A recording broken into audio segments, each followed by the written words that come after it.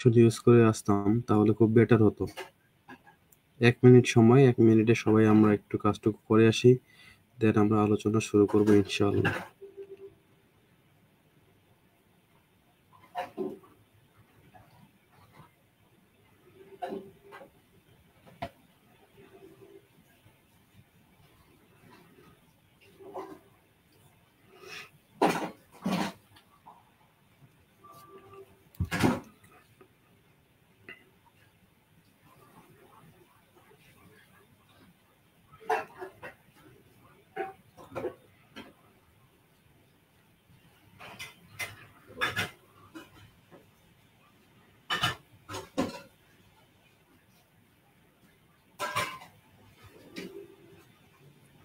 ভাইয়া এটা কি মেইন গ্রুপে দিচ্ছেন নাকি প্রিপারেশন ব্যাচে দিচ্ছেন লাইভটা?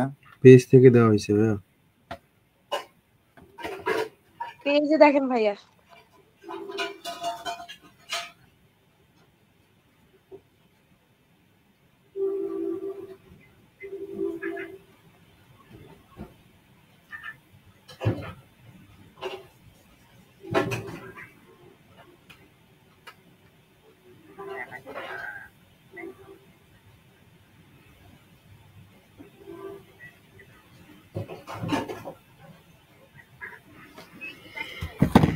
ওকে, আমরা আলোচনা শুরু করি। আমরা গত দিন পর্যন্ত শেষ করতে পারছিলাম দুটা টপিক। একটা হলো ব্রিফ কোশ্চেন আর একটা হলো শর্ট কোশ্চেন।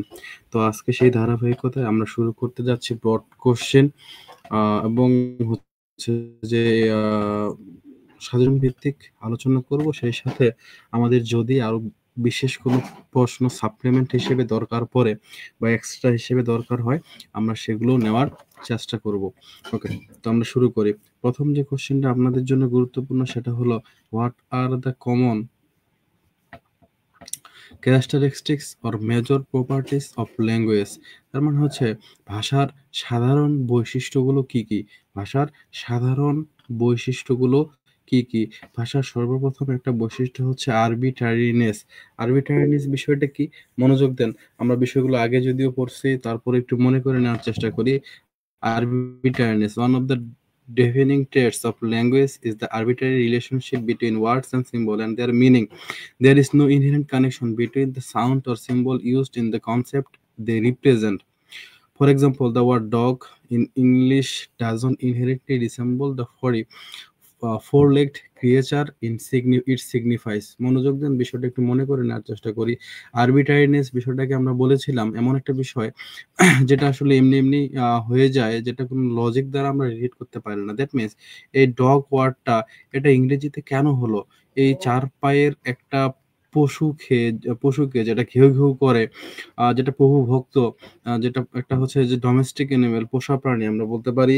এই এই এই প্রাণীটাকেই কেন ডগ বলা হলো? এর জন্য কোনো লজিক দাঁড় করানো যায় না। তাহলে এটা কোথা থেকে শুরু হইলো, কেমনে শুরু হইলো এটা বলা মুশকিল। এটা এমনি এমনি আপনি আপনি হয়ে গেছে। কিভাবে হয়েছে এটার পিছনে কোনো লজিক নাই। For example dog. এখন ডগ ইংরেজিতে কুকুর, আমরা যেটা হচ্ছে চার পায়ের এই যে প্রাণীকে যেটাকে বলতেছি ডগ, বাংলায় কিন্তু এটাকে আমরা বলি কুকুর। আচ্ছা, তো বাংলায় একে আমরা কুকুর কেন বলি আমরা কিন্তু এই রিজনটা বা এর পিছনের কারণটা বলতে পারবো না। হিন্দিতে ওই ডগকেই কিন্তু বলা হয় কুত্তে, অ্যারাবিকে বলা হয় কালবান। ঠিক আছে? ঠিক একইভাবে আমরা যদি আরো এক্সাম্পল নেই, ইংরেজিতে বলা হয় ওম্যান। দ্যাট মিনস আমাদের যে আপুরা আছে এদেরকে বলা হয় ওম্যান। বাংলায় তাদেরকে বলা হচ্ছে মহিলা। মহিলা বললে আবার আপুরা অনেকেই রেগে যেতে পারে যে আমাদেরকে মহিলা বলতেছে, আমরা তো এখনো বিয়ে করে নাই, বয়স হয়ে নাই। তো মহিলা। দেন হচ্ছে অ্যারাবিকে বলা হয় অন্নাস, ফ্রান্সে বলা হয় ফেমিন, উর্দুতে বলা হয় অরাত, পার্সিয়ান ভাষায় তাদেরকে বলা হয় জ্যান। এখন আরবিট্রারিনেস বিষয়টা হলো এটা যে এদেরকে কেন ওমেন বলা হচ্ছে বা কেন মহিলা বলা হচ্ছে বা কেন অরাত বলা হচ্ছে, এর পিছনে কোনো লজিক নাই। কথা থেকে হলো, কিভাবে হলো, এর পিছনে ঘটনা বা কোনো গল্প বলা পসিবল না। তো এমনি এমনি যে একটা ওয়ার্ড চলে আসছে, একটা জিনিসকে একটা নামে ডাকা হচ্ছে, তো এই এমনি এমনি হয়ে যাওয়ার বিষয়টাকে বলা হচ্ছে আরবিট্রারিনেস। বুঝতে পারছি? জি ভাইয়া। আচ্ছা, তারপরে ভাষার বৈশিষ্ট্য duality, displacement, productivity and creativity. Creativity, ভাষা আসলে যে নিজস্ব স্বকীয়তা আছে, উৎপাদনশীলতা আছে, চেঞ্জ হয়, পরিবর্তন হয়, নতুন নতুন শব্দ আসে, কালচারাল ট্রান্সমিশন, সংস্কৃতির সাথে জড়িত, স্থানান্তরিত হয়, সংস্কৃতির সাথে সাথে ভাষার পরিবর্তন হয়, স্ট্রাকচারাল কমপ্লেক্সিটি, যেটা আপনাদের বলছিলাম যে হচ্ছে যে গঠনগত কিছু জটিলতা থাকে, মাল্টি ফাংশনালিটি, পয়েন্টগুলো মনে রাখতে হবে। মাল্টি ফাংশনালিটি হচ্ছে ভাষা অনেক রকম কাজ করতে পারে, অনেক রকম কাজ আছে এর। শুধু যে আপনি যোগাযোগ করার জন্য ভাষা ব্যবহার করবেন বিষয়টা কিন্তু এরকম না। এছাড়াও সামাজিক বন্ধন, কাউকে কোনো কাজে পটানো, গল্প বলা, ইনস্ট্রাকশন দেওয়া ইত্যাদি বিভিন্ন কাজে কিন্তু ভাষা ব্যবহার হতে পারে। Recursion, the property allows for embedding the structure within structures, such as embedding phrases within sentences or clauses within clauses. Recursion is a fundamental to complexity and flexibility of language. তাহলে রিকারশন বিষয়টা কি? যে ভাষার মধ্যে, বলেন recursion বিষয়টা কি বলছিলাম?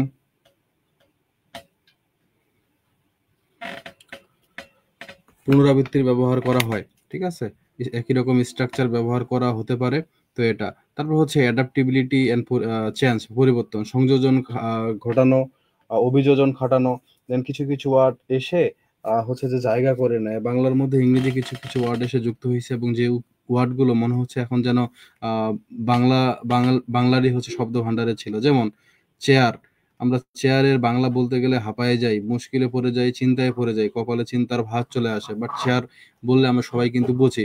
তাহলে এরকম এটা হচ্ছে যে খাপ খাওয়াই নিছে এই ওয়ার্ডটা আমাদের ভাষার সাথে, এরকম অনেক শব্দ খাপ খাওয়াই নিছে, এবং বাংলা ভাষার বেশিরভাগ শব্দই কিন্তু অন্য জায়গা থেকে এসেছে।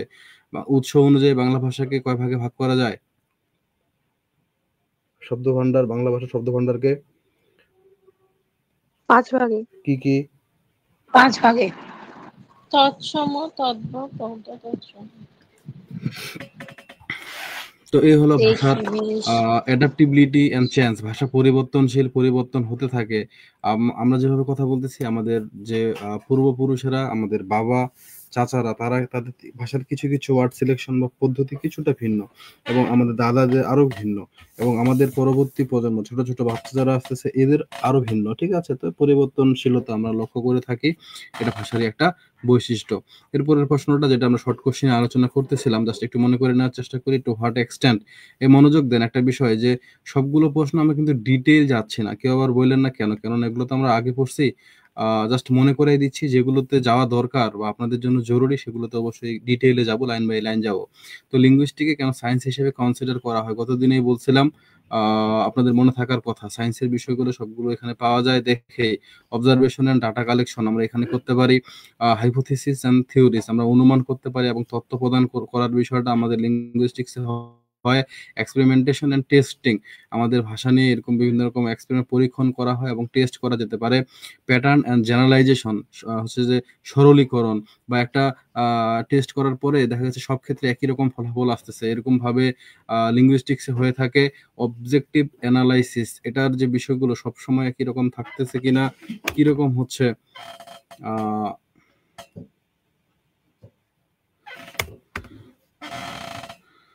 এটা আমরা অবজেক্টিভ অ্যানালাইসিসের মধ্যে পাই।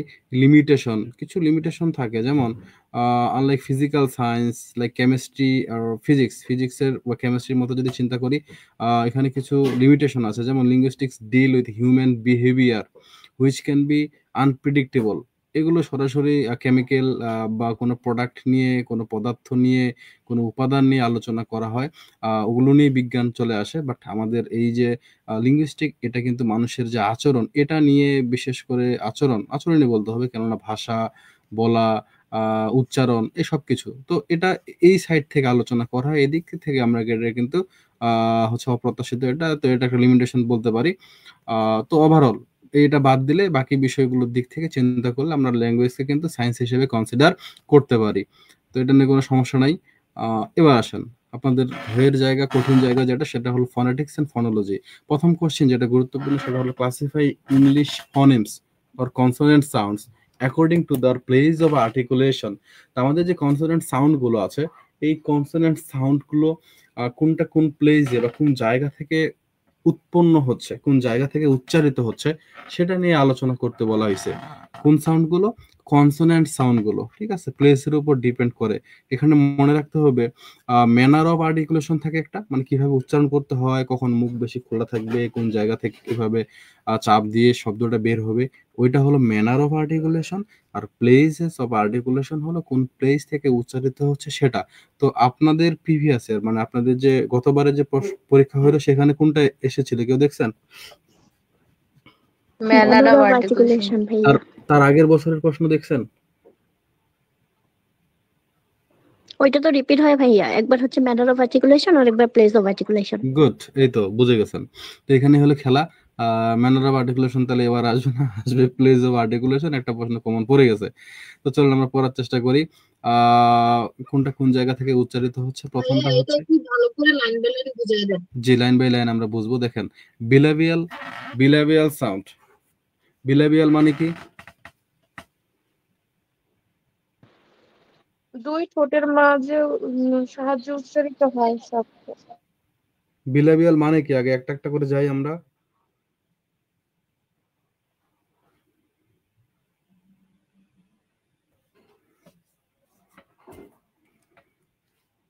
আমরা ওষ্ঠধ্বনি বলতে পারি, তাই না? পারি না? বলেন। বাংলায় ওষ্ঠধ্বনি কোনগুলো ছিল? ক থেকে ম পর্যন্ত। ক খ গ ঘ ম। ঠিক একইভাবে ইংরেজিতে এগুলো হচ্ছে আমাদের বিলাবিয়াল সাউন্ড, ঠিক আছে, কনসোনেন্ট সাউন্ড। এটা কোন সাউন্ড? পা। এটা কোন সাউন্ড? পা। এটা কোন সাউন্ড? মা। এটা কোন সাউন্ড? ওয়া। ঠিক আছে। তো দেখেন সবগুলো সাউন্ড, এই যে আপনি এটা পা না বলে, এই সাউন্ডটা না বললে যদি পই বলেন, ভাই প উচ্চারণ দুইটা ঠোঁট খোলা রেখে হাত দিয়ে দুইটা ঠোঁট দুই সাইডে করে আপনি প উচ্চারণ করেন, পারতেছেন নাকি? দেখেন। না ভাইয়া। যদি না পেরে থাকেন তাহলে এই ধ্বনিটা উচ্চারণ করতে আমাদের ঠোঁটের সাহায্য লাগতেছে, এটা ক্লিয়ার। আর যদি ক্লিয়ার হয়ে যায় তাহলে বোঝা যাচ্ছে এই ধ্বনিটা হচ্ছে আমাদের ওষ্ঠধ্বনি। এবং প্লেসটা কি তাহলে? এই উচ্চারণের প্লেসটা হচ্ছে আমাদের ঠোঁট।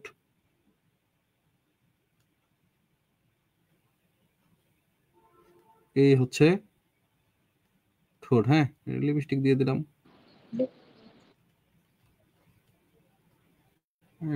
মেরিল যদি দেওয়া যায় তাহলে চকচক করবে, আমাদের কাছে এখন মেরিল নেই।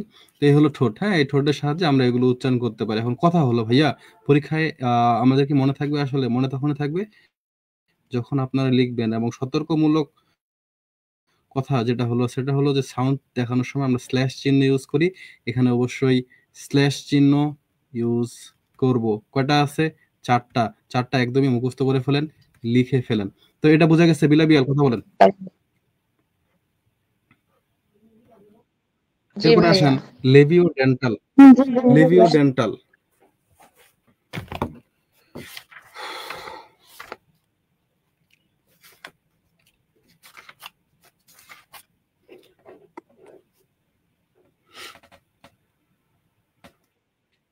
দাঁত এবং ঠোঁটের সাথে সাহায্যে উচ্চারিত শব্দ। বিলিভিয়াল সাউন্ড উচ্চারণের প্লেস কি ঠোঁট? জি। এখন লেবিও ডেন্টাল কি? ডেন্টাল মানে হলো, আমরা জানি ডেন্টাল মানে কি? দাঁত। আর লেবিও মানে কি? দন্ত।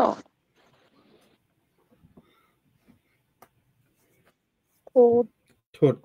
মনোযোগ দেন, সুন্দর করে বলে দেওয়া আছে, দ্য লোয়ার লিপস উপরে টাচেস দ্য আপার টিথ। নিচের যে ঠোঁট এটা উপরের দাঁতকে স্পর্শ করে, কেমন?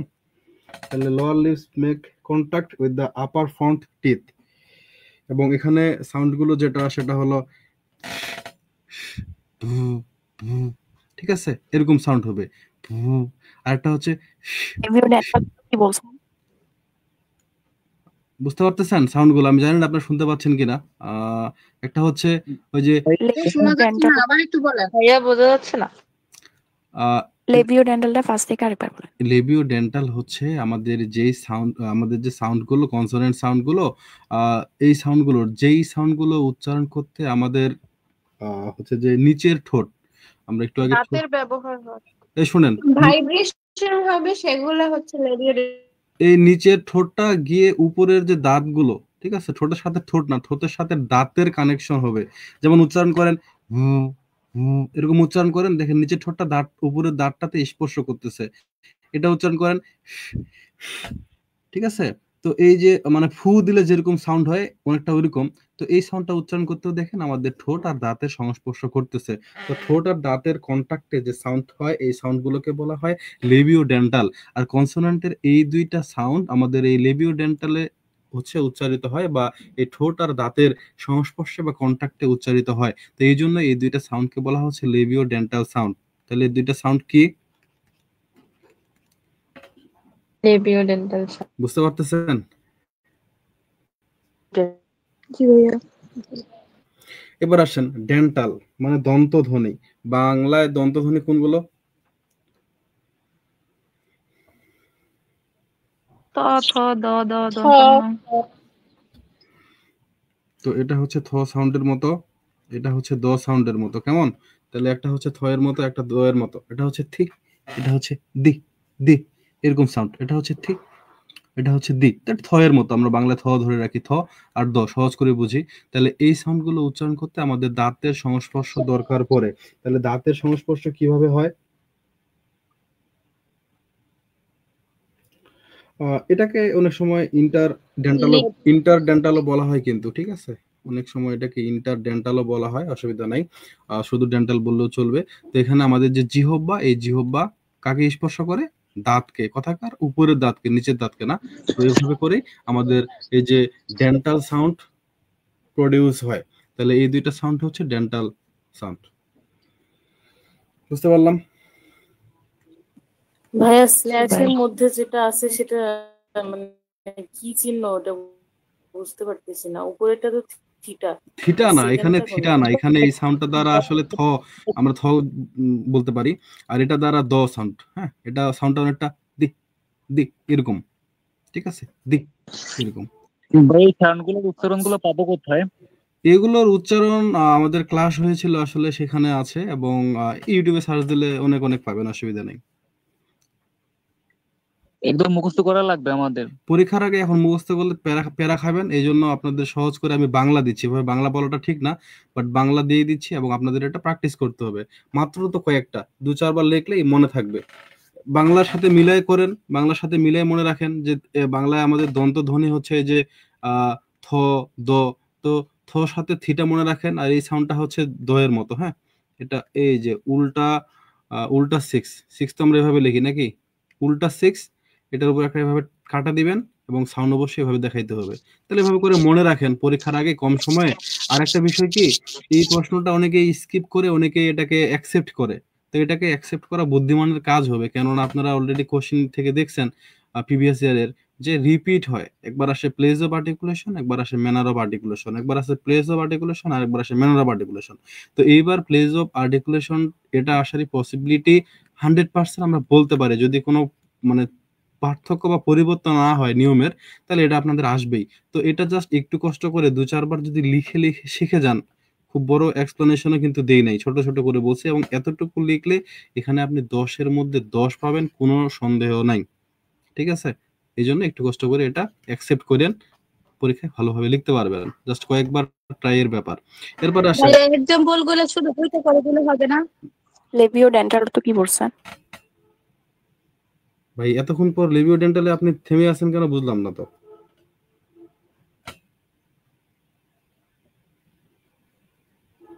এরপর আসেন অ্যালভিওলার। অ্যালভিওলার কি? অ্যালভিওলার হচ্ছে দন্তমূলীয়।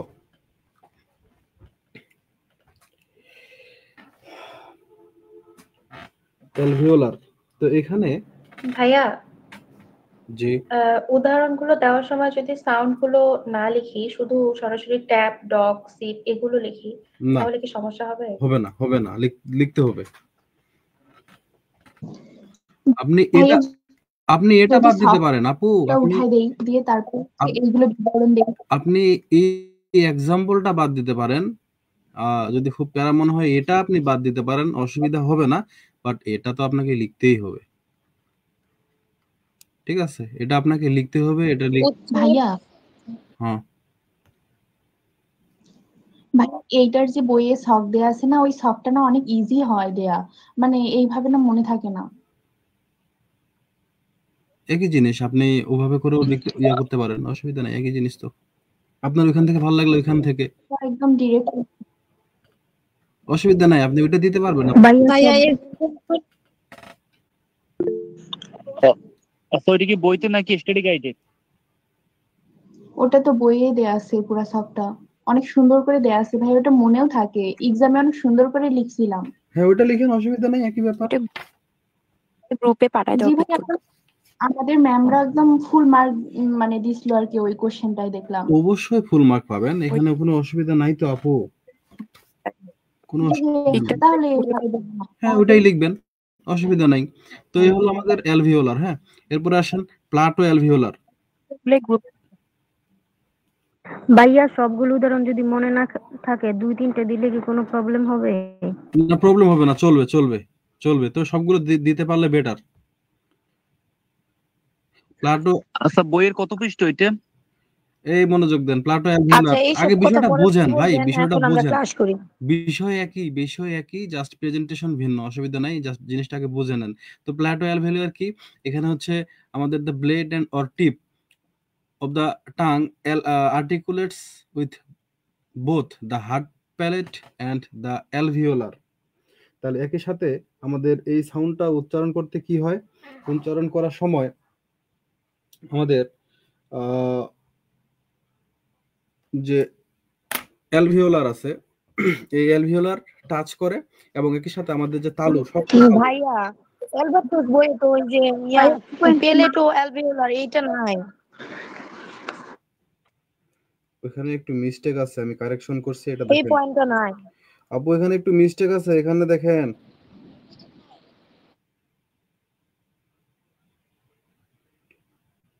এখানে একটু অসুবিধা আছে, ওখানে কিছু কিছু জায়গায় কিছু কিছু ভুল আছে, সমস্যা আছে।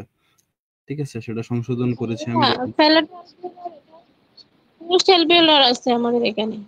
আচ্ছা যাই সবাই হোক হচ্ছে ভাই, এটা স্ক্রিনশট দেখেন, নিয়ে নাও, এক এক ভাইয়া তো বলতেছেন এক যে বই এক এক রকম আছে ভাই, বুঝেন না কেন? এক এক বই, এক এক স্যারের বই বা এক একজনের বই এক এক ভাবে প্রেজেন্ট করা। ঠিক আছে, তো আপনাদের জন্য যেটা আরো সহজ হয়, সুন্দর হয়, সেটা আপনাদেরকে আমি দেওয়ার চেষ্টা করতেছি। মানে এক এক বইতে এক এক ভাবে প্রেজেন্ট করা থাকবে, এটাই স্বাভাবিক। সবাই তো আর একরকম করে লিখবে না, তাই না? সহজ বিষয় বোঝেন না কেন?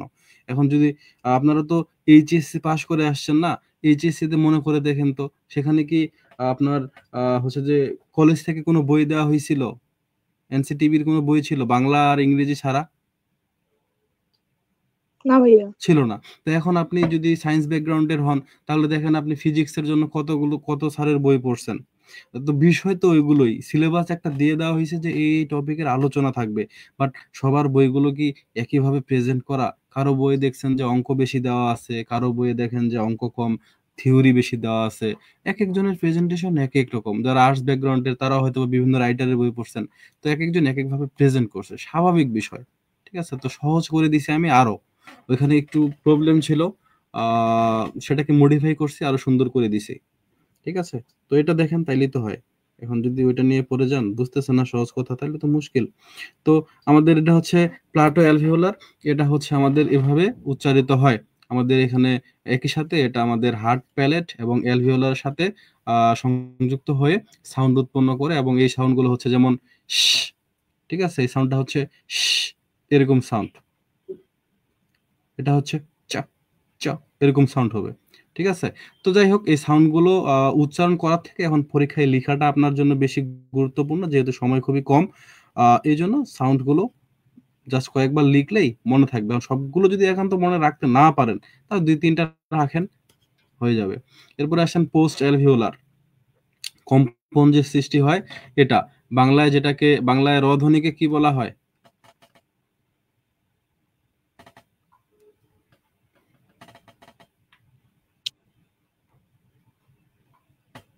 বলেন।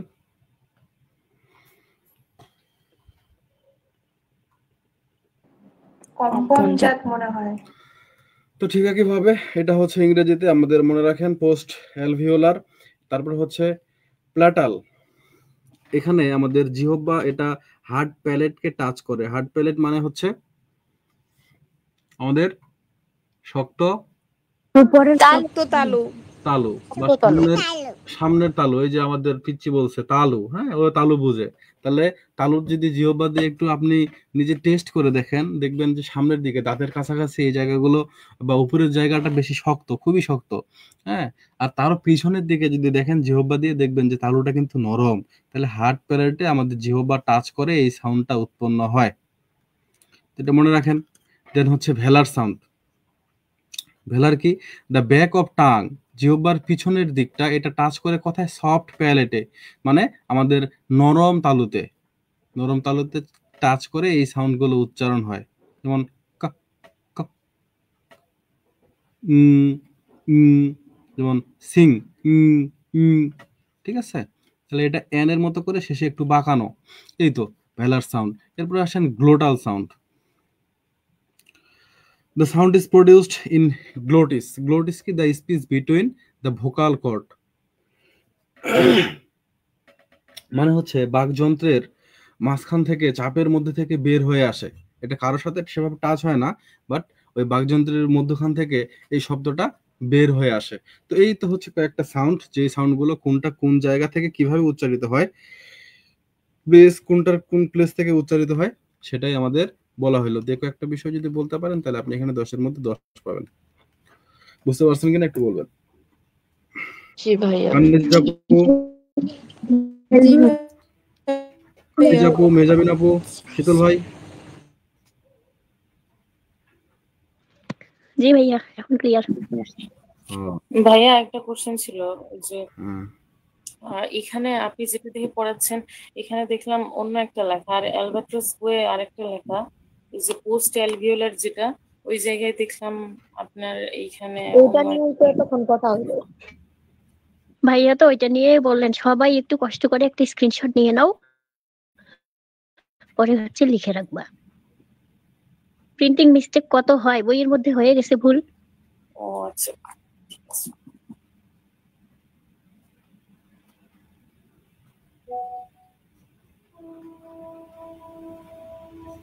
নিছেন স্ক্রিনশট নিছেন? জি ভাইয়া। জি ভাইয়া হয়েছে। ওকে, একটু ফাস্ট যাই আমরা। কেন জানি গলাটা আজকে খুব ভালো সাপোর্ট দিচ্ছে না, ব্যথা করতেছে। আসলে দিনে 3টা ক্লাস নেওয়া তো আর 4টিখানি কথা না। তাও প্রত্যেকটা ক্লাসে যে পরিমাণ বকবক আমি করি, কখনো কখনো এত স্পিড বেড়ে যায় যে আমি নিজেও পরে ক্লাস যখন দেখতে যাই অবাক হয়ে যাই যে আমি এত জোরে কথা বলতেছিলাম। যাক আলহামদুলিল্লাহ, অভ্যাস হয়ে গেছে। এত রাত্রে ক্লাস করতে ঘুমাইসা যায়, সারাদিনে তো কাজ করার পর ক্লাস করতে খুব কষ্ট হয়ে যায়। আমারও ক্লাস নিতে খুব কষ্ট হয়ে যায়। ভাই ইফতারে পড়লে ভালো হয়। রাত তো এত রাত রইলে বাচ্চা ধরে, এই ধরে সেই ধরে, রান্না করা লাগে ভাইয়া। আবার ভাইয়া সকালেই ভালো ছিল, সকাল 10টা বা 11টা থেকে নিচ্ছিলেন, ওটাই ভালো আপনার ছিল। ক্লাস শেষ করে ভাইয়া বাচ্চা ঘুম পাড়ান লাগে, আবার রান্না বসান লাগে, আমাদের ঘুমাইতে ঘুমাইতে কয়টা বাজে, সেই সকালে উঠা লাগে। কোনটা বাচ্চা? ভাইয়া মুখের কোন অংশটাকে অ্যালভিউলার বলে? অ্যালভিওলার কোন অংশটাকে বলে? দন্তমূলীয়। দাঁত, দাঁতের গোড়া। এই আসেন আমরা একটু ফাস্ট যাই। আজকে কেন জানি স্পিডটা আসতেছে না, আমরা একটু বুস্ট করি। হ্যাঁ, এবার একটু সবাই মনোযোগ দেন, আমরা খুব দ্রুত আগাবো এবং দেখবেন যে প্রশ্নের উত্তরগুলো আরো বেশি গোছানো, আরো বেশি সাজানো। Discuss the difference different branches of phonetics. ফনেটিক্সের আমরা 3টা মেইন ব্রাঞ্চ সম্পর্কে জানি। একটা হচ্ছে আর্টিকুলেটরি ফনেটিক্স, দেন হচ্ছে অ্যাকোস্টিক ফনেটিক্স, এন্ড হচ্ছে অডিটরি ফনেটিক্স। এই 3টাকে আমরা মেইন জানি। তো এই 3টা আমরা একটু যদি মনে করে নিতে চাই, আর্টিকুলেটরি ফনেটিক্স আমাদেরকে সুন্দর করে বুঝাই দিতে পারবে। কানিজ আপু বলেন, 3টা এক নিঃশ্বাসে বলেন। না ভাইয়া, আপনি বলেন। এই যে কথা শুনেন না, ফার্স্ট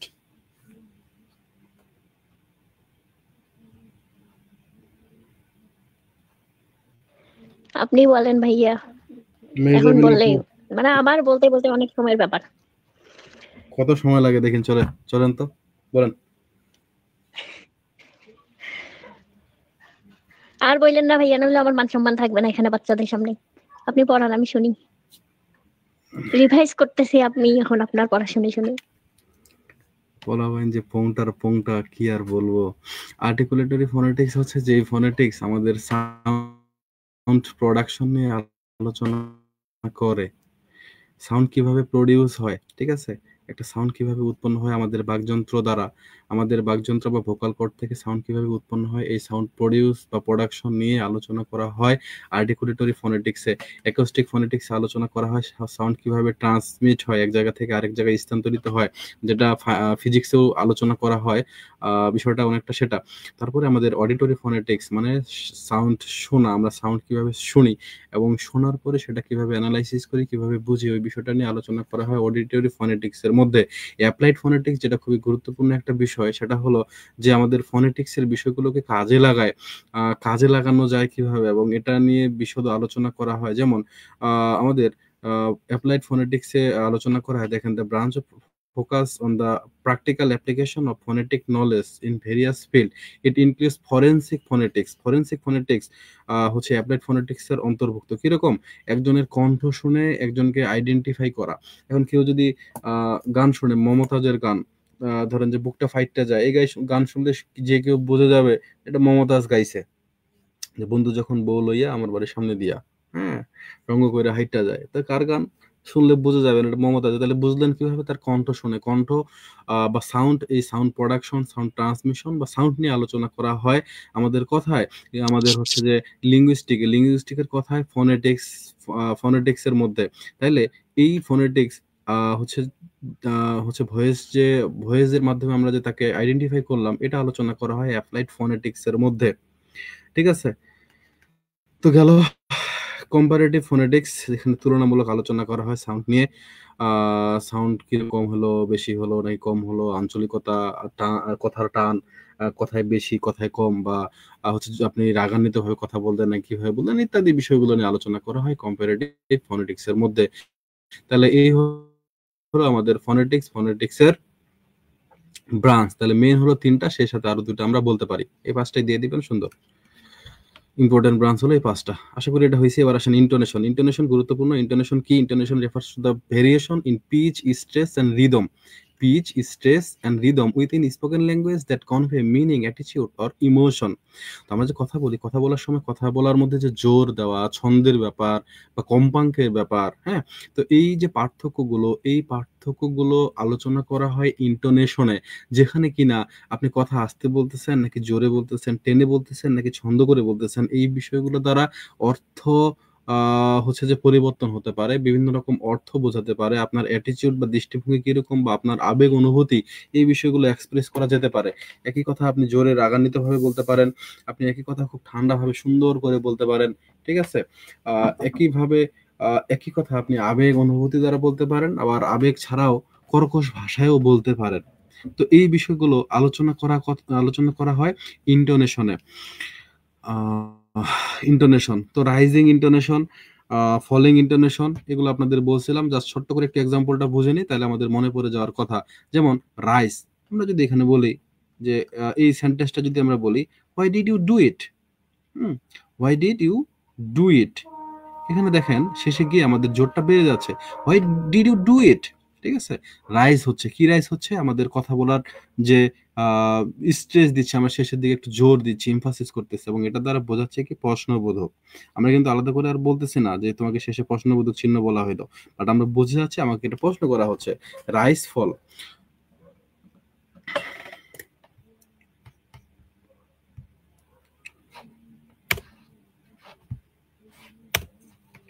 তারপর হচ্ছে why did you do it, why did you do it, দেখেন প্রথমে একটু জোর দিয়ে পরে জোরটা কমে যাচ্ছে, এবং তখন এটাকে বোঝানো হচ্ছে এক্সক্লেমেশন।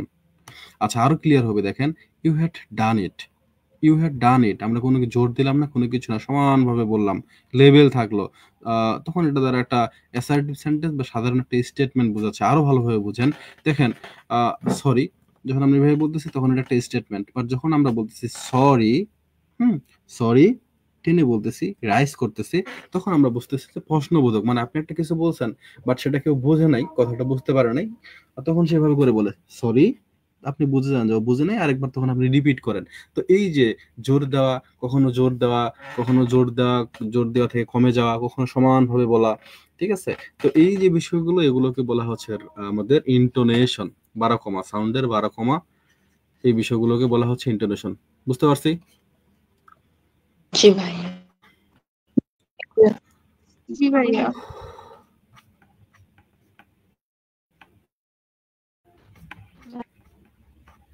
পাঁচটাই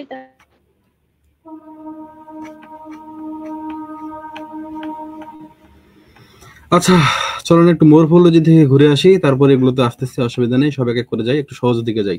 মরফোলজি থেকে এই প্রশ্নটা খুবই খুবই গুরুত্বপূর্ণ, একটু মনোযোগ দেন। এই প্রশ্নটা আসার পসিবিলিটি 99.999%।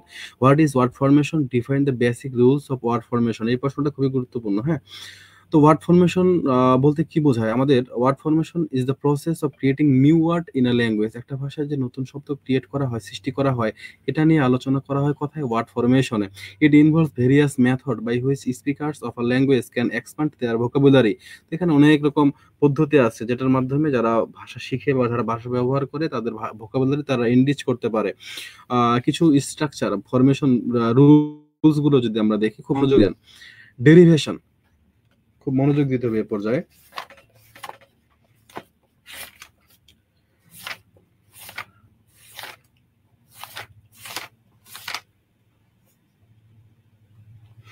ডেরিভেশন কি?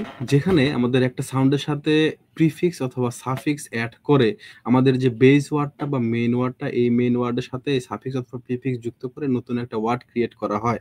যেমন আমরা প্রিফিক্স অ্যাড করলাম আন, মানে আমাদের বেস ওয়ার্ড বা রুট ওয়ার্ড হচ্ছে এখানে হ্যাপি, হ্যাপির সাথে যোগ করে দিলাম আন, তখন হয়ে গেল আনহ্যাপি। আনহ্যাপি একটা হয়ে গেল নতুন ওয়ার্ড।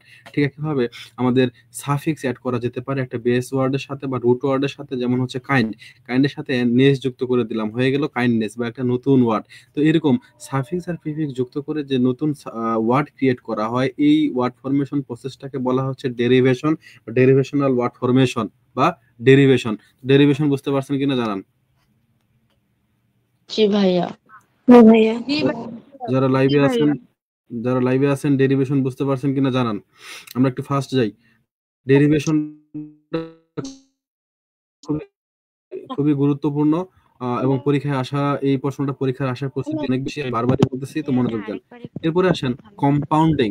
আমরা কম্পাউন্ড ওয়ার্ড জানি, হ্যাঁ, কম্পাউন্ডিং। তো কম্পাউন্ডে আসলে হয় কি?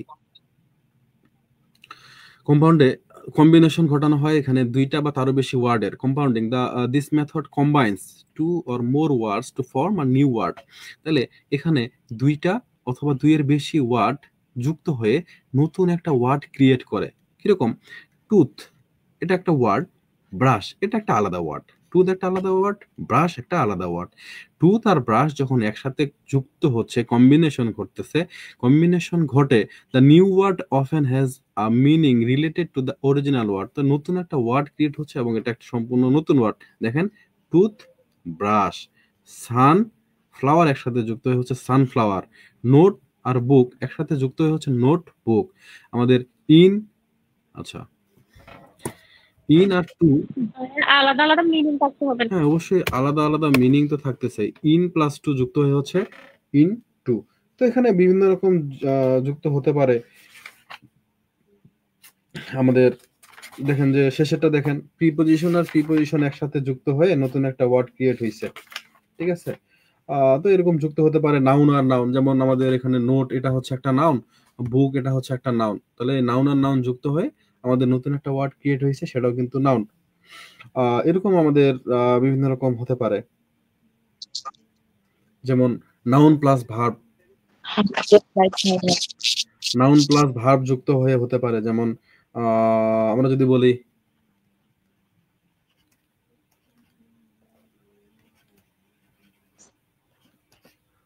নাউন প্লাস ভার্ব, ফিড মানে খাওয়ানো। ঠিক আছে? তাহলে হতে পারে।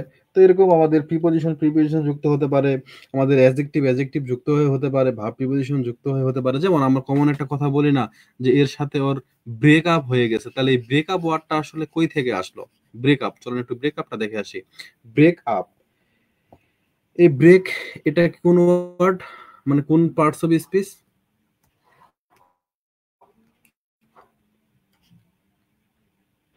ভার্ব, আপ হচ্ছে একটা প্রিপোজিশন। যেটা একত্রিত হয়ে আমাদের নতুন একটা ওয়ার্ড হচ্ছে, সেটা হচ্ছে আমাদের ব্রেকআপ। ঠিক আছে, একসাথে। তো এইভাবে করে আমাদের দুইটা ওয়ার্ড বা তারও বেশি ওয়ার্ড একত্রিত হয়ে যদি নতুন একটা ওয়ার্ড সৃষ্টি হয়, সেই ওয়ার্ডটাকে বলা হচ্ছে কম্পাউন্ডিং, বা সেই ওয়ার্ড ফরমেশন প্রসেসটাকে বলা হচ্ছে কম্পাউন্ডিং। আশা করি বোঝা গেছে কম্পাউন্ডিং। এরপরে আসেন কনভার্সন, মনোযোগ দেন। কনভার্সন, কনভার্সন কনভার্সন কি? কনভার্সন যে ওয়ার্ড ফরমেশন প্রসেসটা আছে, এখানে আমাদের একটা ওয়ার্ড, এই ওয়ার্ডটা ধরেন ওয়াটার অথবা ইমেল যাই বলি, এই একটা ওয়ার্ড যেটা কোনো পরিবর্তন না ঘটিয়ে এটার ক্লাসটা বা পার্টস অফ স্পিচটা চেঞ্জ হয়ে যায়, এই প্রসেসটাকে বলা হয় কনভার্সন। মানে গ্রামাটিক্যাল ফর্মটা চেঞ্জ হয়ে যায়। কিরকম? যেমন আমি এখানে দুইটা এক্সাম্পলে সেট করছি, ইমেল অথবা water.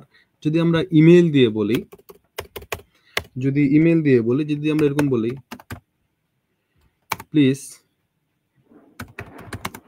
send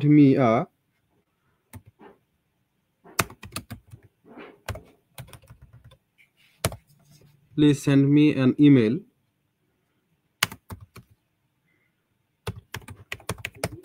containing your biodata.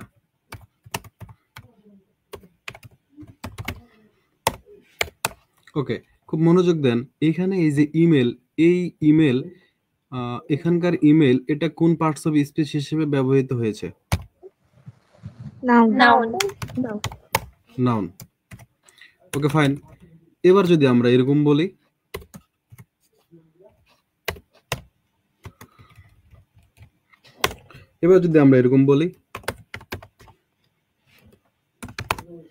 Please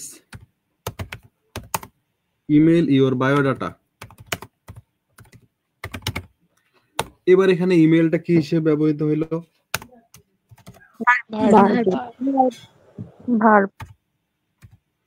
verb. তাহলে দেখেন, আমরা এখানে কি কোনো পরিবর্তন করছি? বানানের বা কোনো কিছুর কি পরিবর্তন হয়েছে? তাহলে এই যে এরকম একটা ওয়ার্ডের ব্যবহারের উপর ভিত্তি করে যে হচ্ছে যে পার্টস অফ স্পিচ চেঞ্জ হয়ে যাচ্ছে, এই প্রসেসটাকে বলা হচ্ছে কনভার্সন।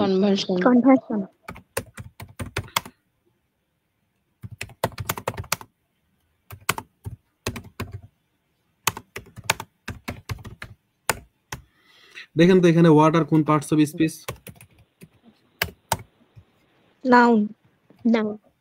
নাউন। এতে কোনো সন্দেহ নাই, আশা করি সবাই বুঝতে পারছে। এবার দেখেন তো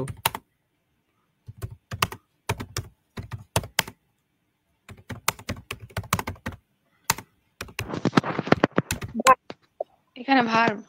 তাহলে দেখেন আমাদের ওয়াটার বানানে কি কোনো পরিবর্তন আছে? জি না ভাইয়া। তাইলে এই যে আমাদের ওয়ার্ড ফরমেশন প্রসেসটা, এটাকে বলা হচ্ছে কনভার্সন। বুঝতে পারছে সবাই? একটু জানাই।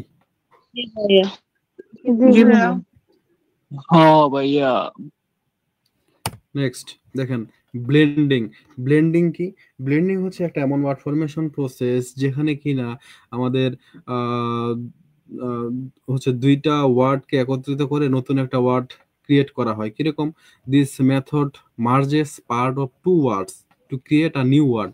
মানে দুইটা ওয়ার্ডের কিছু কিছু অংশ নিয়ে নতুন একটা ওয়ার্ড ক্রিয়েট করা হয়। যেমন ব্রেকফাস্ট প্লাস লাঞ্চ, এই দুইটাকে একত্রিত করে নতুন একটা ওয়ার্ড ক্রিয়েট হয়েছে, যেটাকে বলা হচ্ছে ব্রাঞ্চ।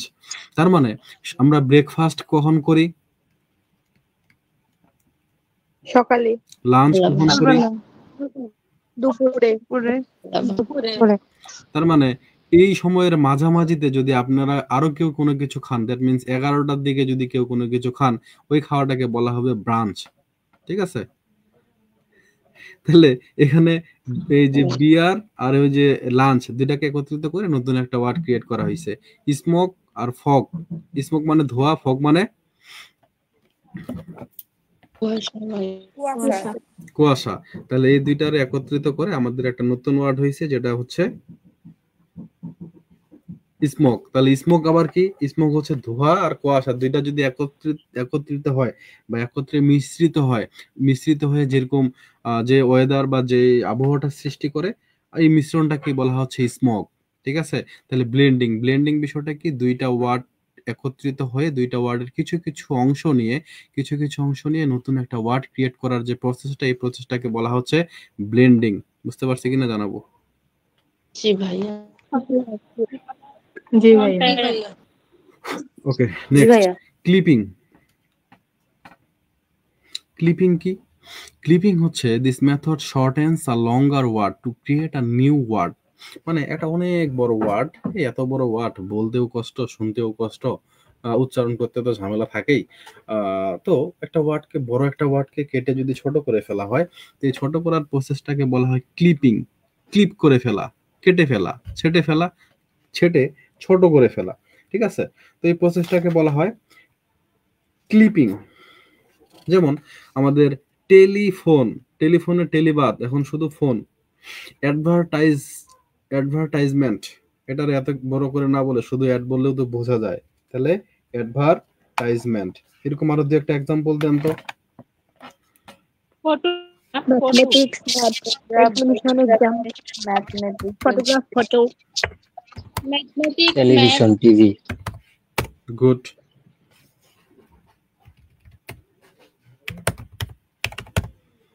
আরো বলেন। ম্যাথমেটিক্স এর ম্যাথ ভাই। ম্যাথমেটিক্স এর ল্যাবরেটরি, ল্যাব, মেমোরান্ডাম, মেমো, জিমনেশিয়ামের gym, laboratory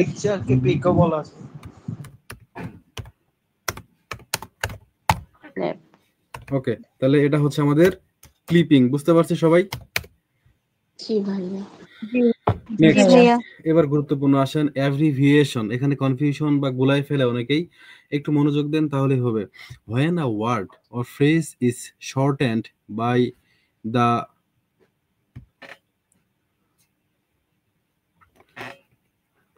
shortened form, when a word or phrase is shortened but the shortened form is used only as a written convention, not in speech, it is called abbreviation. কি বললাম? যখন একটা ওয়ার্ডকে ছোট করে ফেলা হয় বা ছোট একটা ফর্ম ক্রিয়েট করা হয়, বাট এইটা শুধুমাত্র লেখার সময় ব্যবহার করা হয়, কিন্তু যখন বলা হয় তখন কিন্তু এই ছোটটা বলা হয় না, বরং সম্পূর্ণটাই বলা হয়, বা অ্যাব্রিভিয়েশন বা সংক্ষিপ্ত ফর্মটা বলা হয় না। এই প্রসেসটাকে বলা হচ্ছে অ্যাব্রিভিয়েশন। একটু বোঝার চেষ্টা করি। দেখেন, এই মিস্টারের অ্যাব্রিভিয়েশন হচ্ছে এমআর। ঠিক আছে? মিস্টারের অ্যাব্রিভিয়েশন হচ্ছে এম আর। বাট আমরা কি কখনো এরকম বলি যে হে এমআর, হাউ আর ইউ? আমরা কি এভাবে করে বলি কেউ? না ভাই, না বলে না। তাহলে আমরা কি বলি? আপুরা আমরা হাজবেন্ডদের কি বলি? এই মিস্টার। এভাবে করে ধমক দেই, আজকে বাজার করো নাই কেন মিস্টার? তাই না? বা এটা আনতে বলছিলাম কেন নিয়ে আসো নাই? তাহলে আপনারা কিন্তু বলেন না যে হে ভাইয়া অ্যাপ্লিকেশনটা তো বইয়ে দেওয়া নাই, দেখা যায়। ভাই আপনারা তো এক বই নিয়ে থাকেন, আমার কাছে তো মেলা বই, যেগুলো দরকার গুরুত্বপূর্ণ সেগুলো সব দেওয়া। একটু বুঝেন। অ্যাব্রিভিয়েশনটা বুঝছেন কিনা তাই বলেন।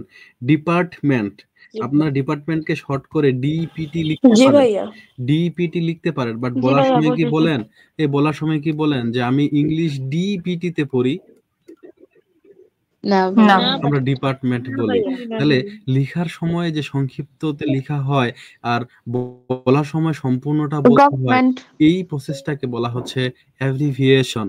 যেমন গভর্নমেন্ট, ডক্টর, সেন্টিমিটার। আরে লিখতে গেলে এত ভুল কেন হয় রে ভাই?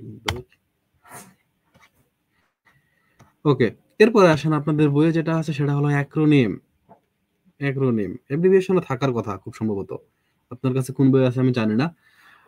আচ্ছা ভাই অ্যালবাট্রসে তো নাই।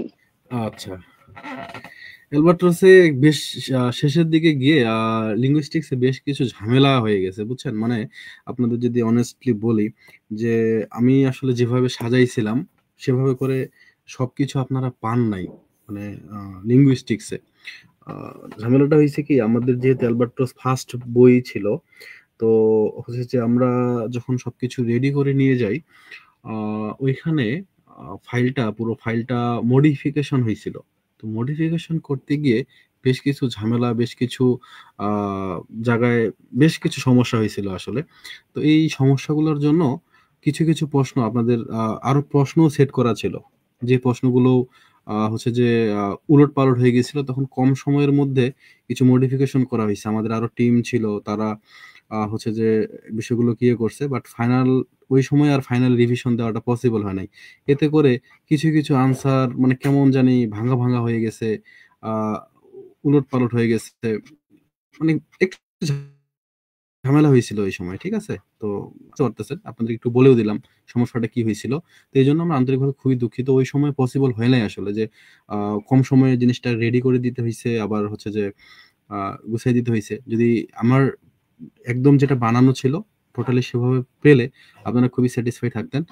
তার কিছুটা এখন দেখতে পাচ্ছেন। ঠিক আছে, এরকম এই এক্সাম্পল গুলো আরো আরো অনেকগুলো ছিল, বাট কি বলবো আর। যাই হোক, আপনাদের পরে আপনাদের জুনিয়ররা পাবে, এতেও আপনাদের খুশি হওয়ার কথা। আর প্রথমে অনেক কিছু এরকম থাকেই, স্বাভাবিক। নেক্সট, সমস্যা নাই ভাইয়া। অ্যাক্রোনিম। ভাইয়া তাহলে হচ্ছে এই যে পিডিএফ গুলো যদি একসঙ্গে দেয়া যাইতো লিঙ্গুইস্টিকের। এটা আন্ডার কনস্ট্রাকশন, আমি পুরোটা হচ্ছে যে গোলমাল ছিল, আমি ভেঙে কাজ করতেছি। আমার যে খাতায় লেখা বইগুলো থেকে আমি আবার নতুন করে কাজ করতেছি, তো সময় লাগবে তো আপু, আপনাদের পরীক্ষা তাতে হয়েই যাবে। সমস্যা না, আপনারা জাস্ট বুঝে নেন। অ্যাক্রোনিম বইয়ে আছে, অ্যাক্রোনিম মনোযোগ দেন। অ্যাক্রোনিমস আর শর্ট অ্যান্ড ফর্ম, খুব মনোযোগ দেন, এখানে মনোযোগ দিতে হবে, নাহলে গুলাই ফেলবেন। Acronyms are short and form of some phrases or words, but the difference is that the abbreviated words pronounced as the complete word. আচ্ছা, পার্থক্যটা হলো কি, অ্যাক্রোনিম অনেকটা আমাদের অ্যাব্রিভিয়েশনের মতোই, এখানেও একটা ওয়ার্ডকে ছোট করে ফেলা হয়, বাট পার্থক্যটা হচ্ছে যে এখানে কমপ্লিট ওয়ার্ডটাই উচ্চারণ করা হয়, মানে যে নতুন ওয়ার্ডটা ফর্ম করা হচ্ছে বা সংক্ষিপ্ত করে যেটা নতুন ওয়ার্ড হচ্ছে সেটা পুরোটাই উচ্চারণ করা হয়, মানে বলার সময় ওটা বললেই বোঝা যায়। বাট অ্যাব্রিভিয়েশনের পার্থক্যটা ছিল সেখানে বলার সময় কিন্তু পুরোটা বলতে হতো, লেখার সময় সংক্ষিপ্তটা লেখা যেত। ঠিক আছে, for example we write APR, that means April. তো আমরা লেখার সময় এপিআর লিখতে পারি, বাট যখন বলি তখন কিন্তু আর এপিআর বলি না, তখন এপ্রিলই বলি। তো এটা ছিল আমাদের অ্যাব্রিভিয়েশন। বাট অ্যাক্রোনিম কি, acronyms are both written and spoken use of language. পার্থক্যটা অ্যাব্রিভিয়েশনের সাথে এটাই, এটা আপনাদেরকে বুঝতে হবে একদম। এই জন্য লিখে দেওয়া যে আমাদের অ্যাব্রিভিয়েশনে শুধুমাত্র কি হয়, শুধুমাত্র লিখের সময় একরকম, বাট বলার সময় পুরোটা বলতে হয়। অন্যদিকে অ্যাক্রোনিম হচ্ছে যে ছোট করে নতুন ওয়ার্ডটা আসলো এটা লেখাও যায়, বলাও যায়। ফর এক্সাম্পল দেখলে আমরা ক্লিয়ার হয়ে যাব।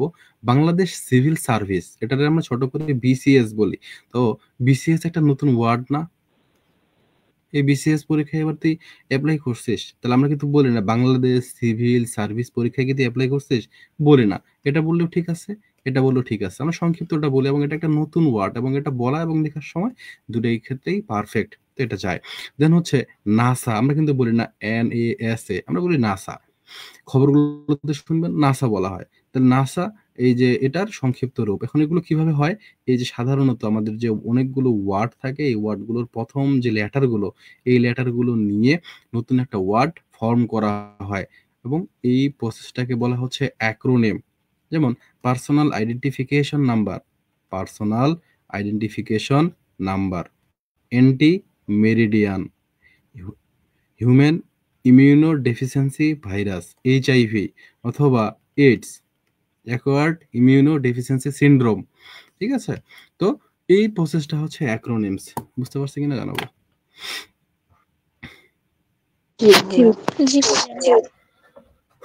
ওকে, নেক্সট বরোয়িং।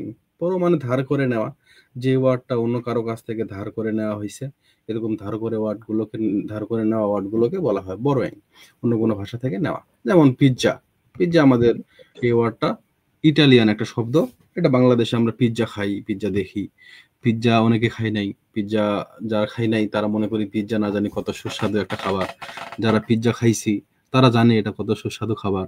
হ্যাঁ, তো পিৎজা ইটালিয়ান থেকে আসছে।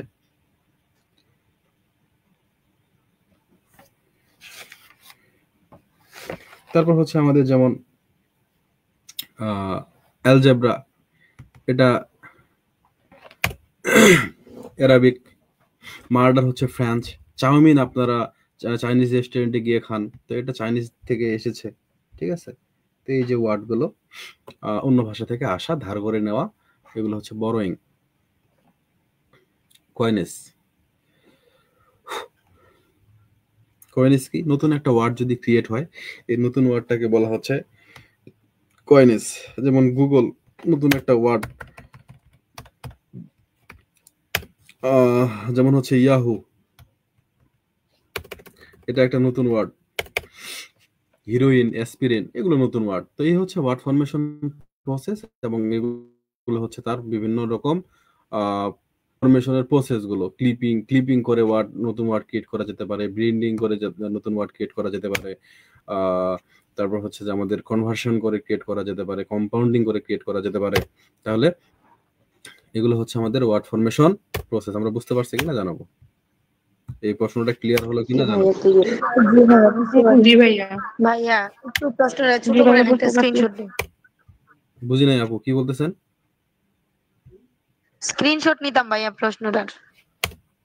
আচ্ছা আচ্ছা, এটা তো আমাদের শেয়ার করা আছেই, এখানে স্ক্রিনশট না দিলেও হবে। আচ্ছা, উনি নিতে চাইছে, নিতে দেন। ভাই আরো পড়াবেন প্রশ্ন? অবশ্যই আপু, ফার্স্ট স্ক্রিনশট নেন। আরো দু একটা সহজ প্রশ্নগুলো পড়ে নেই ভাই, শেষ করতে হবে তো। আর রুটিনে আর মনে হয় 2 দিন না 3 দিন ক্লাস আছে, বাকি ভাইয়ারা ক্লাস নেবে, বুঝেন নাই? জি ভাইয়া, খুব ইম্পর্টেন্ট প্রশ্নগুলো পড়ান। জি।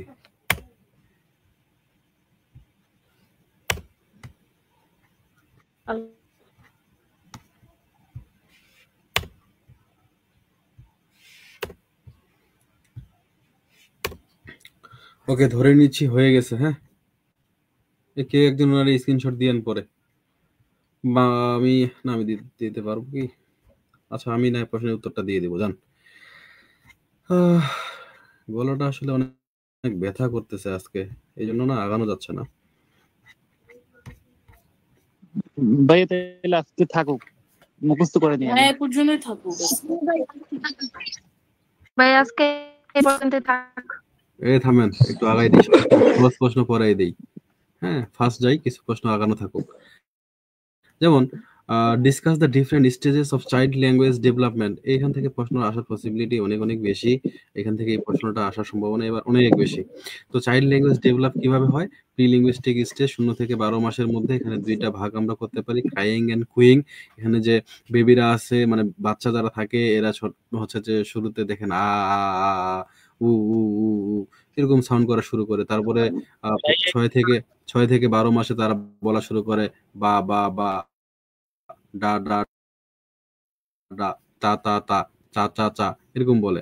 তো দেখুন 6 থেকে 12 মাসে একটা বাচ্চা বা বা বা বলে, তখন ওর বাবা মনে করে ওরে সর্বনাশ, আমার বাবা ডাকছে, সে কি খুশিটা হয়, বলে মা মা।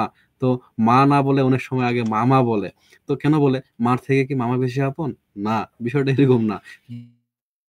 বিষয়টা হলো যে এই যে সাউন্ড গুলো, তারা রিপিটেশন সাউন্ড গুলো এরকম করে উচ্চারণ করতে থাকে, ঠিক আছে? সে আসলে বাবাকে ডাকে না। তখন তার মা আবার ফোন দেয় তার মামাকে, যে আমাকে না ডাকে তোকে ডাকতেছে, কালকে আসিস কিন্তু, বাবু তোকে দেখতে চাইছে, মামা মামা করতেছে শুধু। হ্যাঁ, তোর মামা এসে আবার খুব খুশি হয়, চকলেট টকলেট নিয়ে আসে। ছোট বাচ্চা চকলেট খাইতে পারে না, তখন ওর মা বসে বসে খায়। তো ভাই ও আসলে আপনাদের ডাকে নাই, এই স্টেজে এসে তারা এরকম স্টেজ। আচ্ছা, one word stage, one word স্টেজে ও আচ্ছা আচ্ছা। ভাইয়া বলেন। আমি তো এইটা আমাদের সেদিনকে পড়াচ্ছিল, একদম মুখস্থ করাই দিচ্ছে আমাদের। আচ্ছা, তারপর আমি একটু বলে দিই। ওয়ান ওয়ার্ড স্টেজে এখানে একটা করে ওয়ার্ড তারা উৎপন্ন করতে শিখে, যেমন হচ্ছে আই ওয়ান্ট মিল্ক, পুরোটা না বলে শুধু মিল্ক বলে। ভাত খাইতে চায়, শুধু ভাত বলে, আমি ভাত খাবো বলে না। তারপরে হলো যে টু ওয়ার্ড স্টেজ, দুইটা করে ওয়ার্ড ইউজ হচ্ছে যে বলা শুরু করে, টু ওয়ার্ড স্টেজ। এই টু ওয়ার্ড স্টেজে কিন্তু টেলিগ্রাফিক স্টেজ ও স্পিচও বলা হয়। আমরা গতদিনে শর্ট কোশ্চেনে খুব সম্ভবত পড়তেছিলাম এটা। তারপর হচ্ছে মাল্টি ওয়ার্ড স্টেজ, এখানে অনেকগুলো ওয়ার্ড তারা ইউজ করা শুরু করে, তবে কিছু গ্রামাটিক্যাল ভুল থাকতে পারে। তারপর হচ্ছে স্কুলে স্টেজ বিভিন্ন বই বিভিন্নভাবে দেওয়া আছে, সমস্যা নাই, যেভাবে লিখেন চলবে। তো এটা হলো ল্যাঙ্গুয়েজ ডেভেলপমেন্ট। এরপরে আসেন discuss critically the nativist theory of language learning. ভাষা যে শেখার যে থিওরি আমাদের নোয়াম চমস্কি দিয়েছেন, যেমন তিনি বলেছেন ল্যাড সম্পর্কে বলেছেন যে ল্যাঙ্গুয়েজ অ্যাকুইজিশন ডিভাইসের কথা, সেটা এখানে আছে, আমরা ল্যাড আগেই পড়ে ফেলছি শর্ট কোশ্চেনে সেটা। ইউনিভার্সাল গ্রামারের কথা তিনি বলেছেন, ইউনিভার্সাল গ্রামার আমরা আগে পড়ছি, সেটার কথা বলা হয়েছে। এবং নেটিভিস থিওরিটা কিভাবে কাজ করে, ব্রেনের মধ্যে কিভাবে ডেভেলপ করা হয় সেই বিষয়টা এখানে আছে। এবং আগে থেকে আমাদের ব্রেনে যে ল্যাড থাকে ওই কথাটুকু এখানে বলা আছে। এক কথায় আমাদের নেটিভিস থিওরি কিভাবে কাজ করে, থিওরিটা কি, ওই সম্পর্কে বিশদ আলোচনা এখানে, যেটা আপনাদের ব্রিফ কোশ্চেনের দিনে আমি বিস্তারিত বলতেছিলাম এবং বিহেভিয়ার থিওরির সাথে আলোচনা করে দিয়েছিলাম, মিলাই দিয়েছিলাম। তো আশা করি এটা সমস্যা নাই, ওটা হয়ে যাবে। এরপর আসেন সোশিও লিঙ্গুইস্টিক্স। সোশিও লিঙ্গুইস্টিক্স এর সহজ প্রশ্ন এগুলো জাস্ট একবার পড়লেই হয়ে যায়। এটা আপনারা নিজ দায়িত্বে পড়তে পারবেন, যদি পড়ে ফেলেন তাহলে খুব সহজ হয়, বাকি প্রশ্নগুলো আমরা সুন্দর করে দেখতে পারতাম। এটা খুবই সহজ, যে ইন্টার ল্যাঙ্গুয়েজ কিভাবে ডেভেলপ হয় একটা মানুষের ক্ষেত্রে, এটা খুবই ইজি।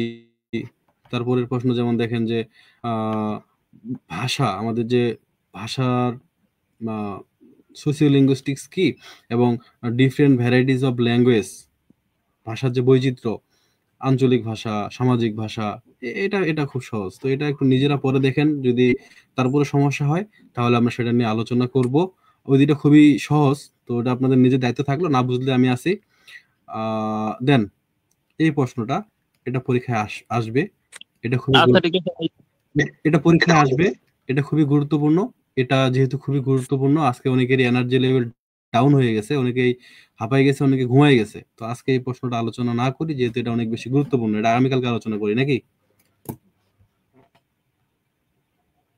কি বলেন? জি ভাইয়া, জি ভাইয়া, জি ভাইয়া, এটা গুরুত্বপূর্ণ ভাইয়া, একটা কথা ছিল আমার।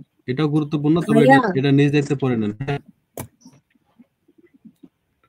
ভাইয়া, হ্যাঁ, ওই যে stress of what is stress, discuss the rules of stress placement, এই প্রশ্নটা কি পড়ানো হয়েছে এখন?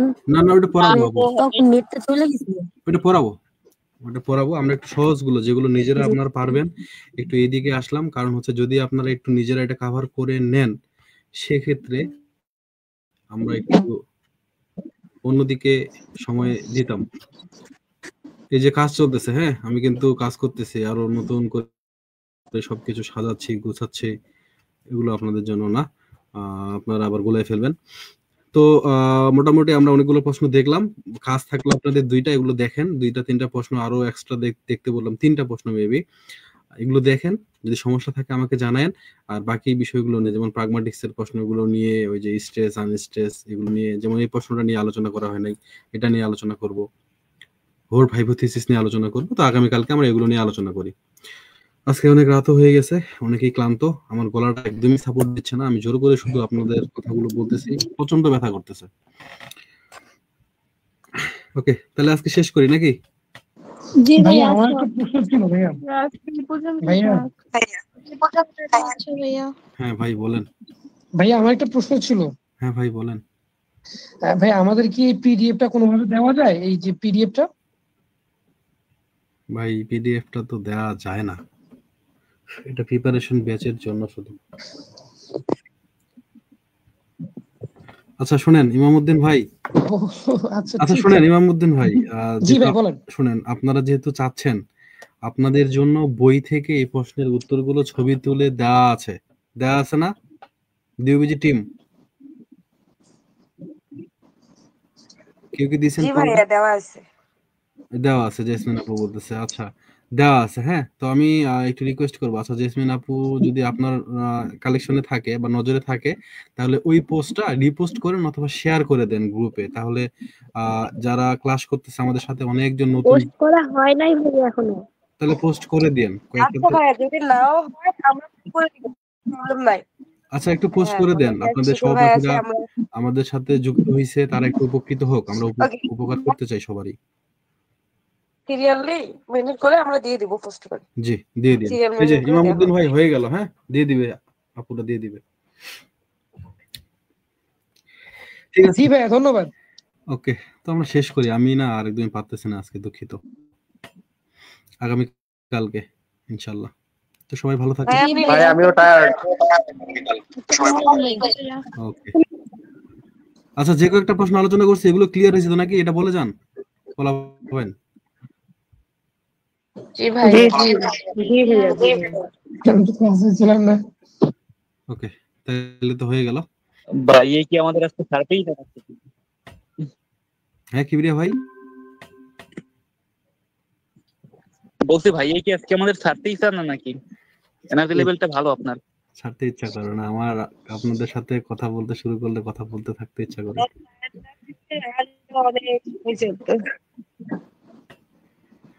আচ্ছা ভাই আপনি শেষ করে দিয়ে রেস্ট নেন। আচ্ছা আচ্ছা ঠিক আছে, যান আদা করেন। ভাইয়া কালকেও কি এই সময়? সবাই বাবুদের ঘুম পাড়ান, ছোট বাবু বড় বাবু, হ্যাঁ সবাই ঘুম পাড়ান। যান, গুড নাইট।